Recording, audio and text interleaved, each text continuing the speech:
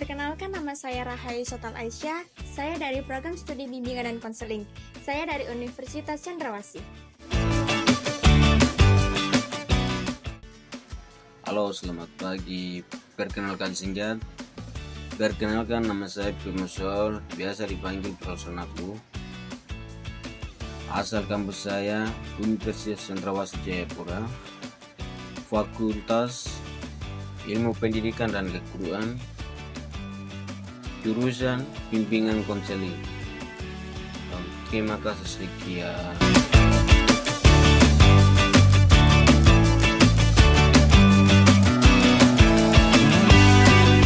Baik, di sini saya akan menganalisis perluasan bimbingan dan konseling, integrasi bimbingan moral dan spiritual dengan aspek sosial dan psikologis. Nah, apa sih itu? Mari kita simak penjelasan berikut ini.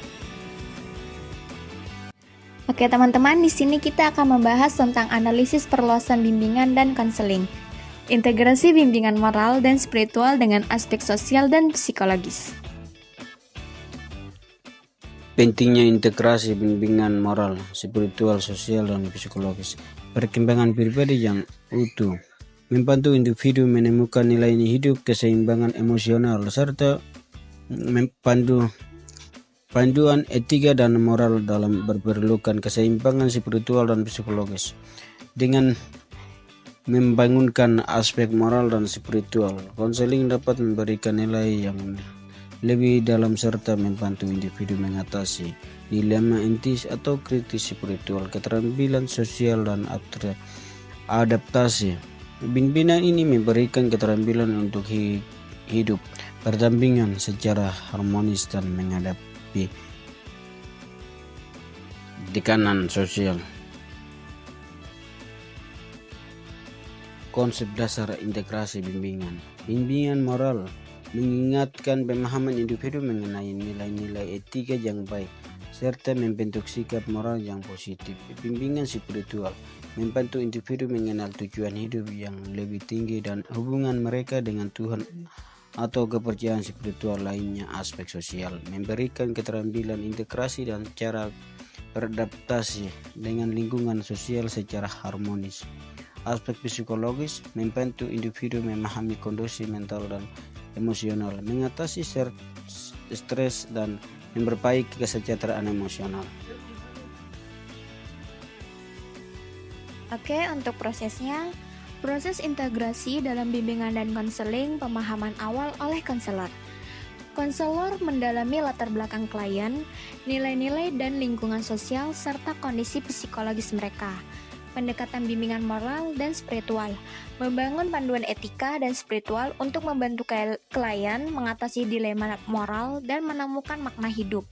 Pengembangan aspek sosial dan psikologis, mengajarkan keterampilan sosial serta strategi coping untuk menghadapi tekanan hidup dan menyesuaikan diri secara emosional.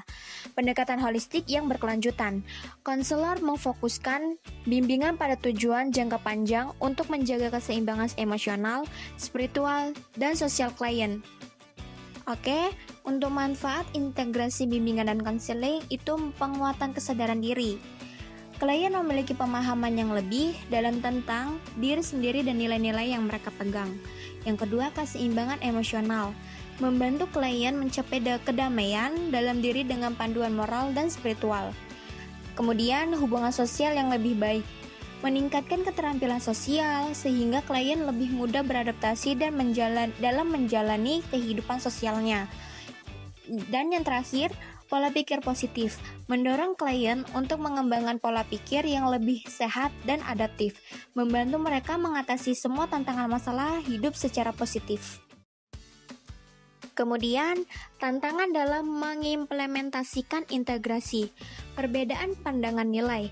Klien memiliki nilai moral dan spiritual yang beragam, sehingga konselor harus berhati-hati dalam menyikapi perbedaan itu tanpa memaksakan satu perspektif. Keterbatasan sumber daya dan waktu. Proses integrasi membutuhkan waktu dan sumber daya yang lebih banyak, yang seringkali terbatas di lingkungan pendidikan atau institusi dengan banyak klien. Kemudian, kebutuhan pelatihan khusus bagi konselor. Konselor memerlukan pemahaman mendalam tentang aspek moral, spiritual, sosial, dan psikologis untuk mengintegrasikan pendekatan ini secara efektif. Strategi mengatasi tantangan integrasi. Yang pertama, pelatihan konselor.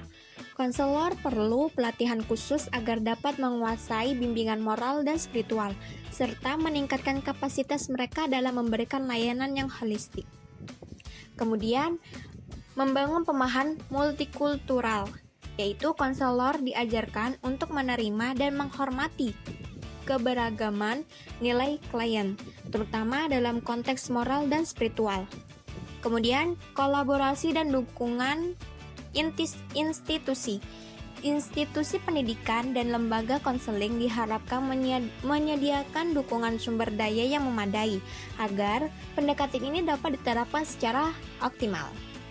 Jadi, dalam materi ini kita dapat simpulkan bahwa pendekatan holistik yang penting itu integrasi bimbingan moral dan spiritual dengan aspek sosial dan psikologis, memberikan pendekatan yang lebih menyeluruh dalam bimbingan dan konseling. Manfaat bagi klien adalah pendekatan ini memperkuat kesadaran diri, mengembangkan keseimbangan emosional dan spiritual, serta meningkatkan kualitas hubungan sosial. Dan peran konselor yang kritis, konselor menjadi fasilitator utama dalam membimbing klien untuk menemukan keseimbangan antara nilai spiritual, sosial, dan kesejahteraan psikologis mereka.